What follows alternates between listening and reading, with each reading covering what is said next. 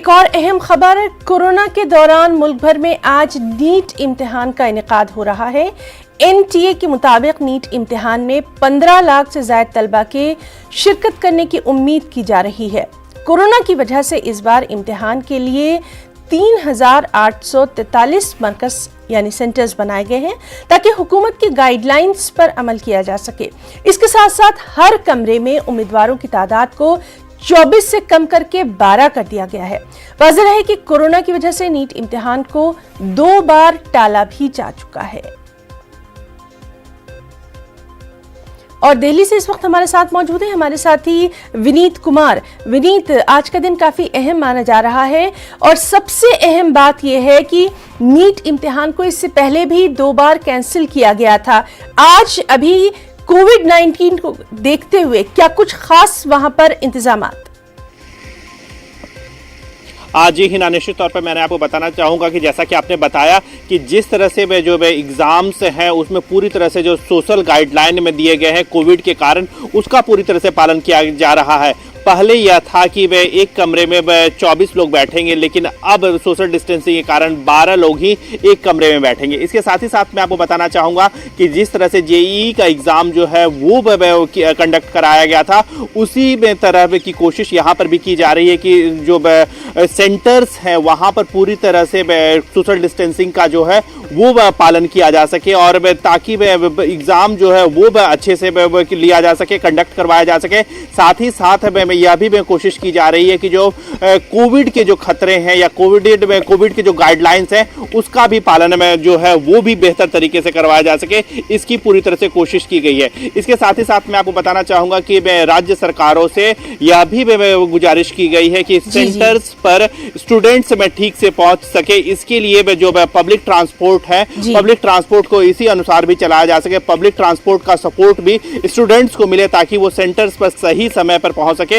इसकी भी पूरी कोशिश की गई है। तो निश्चित तौर पर हम यह कह सकते हैं कि कोविड के साये में यह नीट का एग्जाम हो रहा है और इसे बेहतर बनाने की पूरी तरह से कोशिश जो है वो प्रशासन के द्वारा की जा रही है। जी विनीत, एक और बात आपसे जानना चाहेंगे, जिस तरह से हम लगातार देख रहे हैं कि कई इम्तिहान जो है उनका इनेकाद अब किया जा रहा है और ख़ास तौर पर कोर्ट के जरिए भी ये नज़र रखी जा रही है कि जब ये इम्तिहानात मुनक्किद करवाए जाए, इन इम्तिहानात को करवाया जाए तो तमाम SOPs का खास ख्याल रखा जाए, क्योंकि यहाँ पर सवाल इन बच्चों के मुस्तकबिल का है।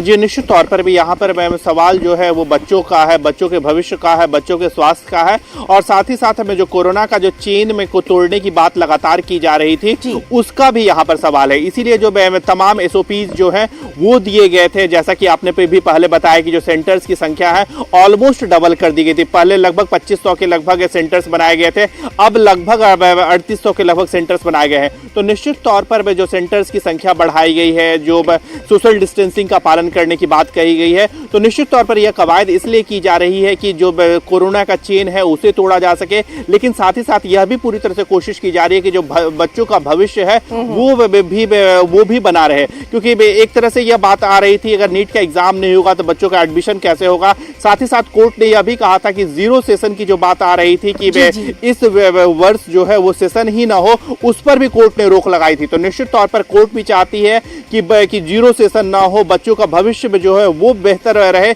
इसके लिए पूरी कवायद की जा रही है। और इसके लिए साफ तौर पर यह भी कहा गया है कि जो भी कोरोना के SOPs हैं उसका पूरी तरह से पालन भी किया जाए। जी विनीत, एक और आखिरी बात पूछना चाहेंगे, कब से कब तक है इस इम्तिहान का इनेकाद, उसकी टाइमिंग क्या है?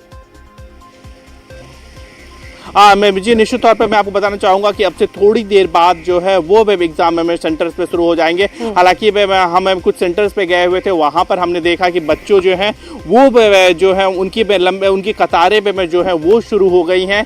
हम इसके साथ ही साथ जो स्कूल के एडमिनिस्ट्रेशन है उनका भी कोशिश यह है कि जो जब बच्चे कतार में हो, जब स्टूडेंट्स कतार में हो, उस वक्त में जो है वो भी उस वक्त भी सोशल डिस्टेंसिंग का जो फॉर्मूला है वो भी लगे, जो SOPs में जो दिए गए हैं वो लगाया जाए। इसके साथ ही साथ तो लगातार आज इस बेहद अहम खबर पर नजर बनी रहेगी और जो तालिब इल्म हैं उनके भी तमाम तर तासुरात हम अपने नाज़रीन तक पहुंचाते रहेंगे। विनीत, बहुत बहुत शुक्रिया आपका तमाम तर तफसीली जानकारी के लिए।